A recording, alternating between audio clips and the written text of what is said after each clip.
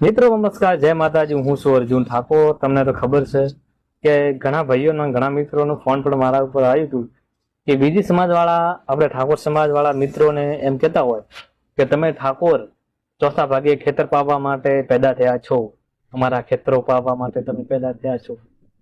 તો જે બીજી સમાજના દરેકના કોઈ સમાજના કહેતા હોય તમને આ જોડી નંબરે વિનંતી કરું છું, અમે બીજાના ખેતરમાં ખેતર પાવીએ બરાબર, કોઈની જમીન કમ હોય તો, પણ એવા દરેક સમાજના બધા સમાજ વાળા એકબીજાના ખેતરમાં ભાગ રાખતા હોય પાવતા હોય, તો એવું ખોટું કોઈનું કેવું નહીં, કોઈનું દિલ દુબાવવું નહીં, કોઈને ખોટી વાત કરવી નહીં।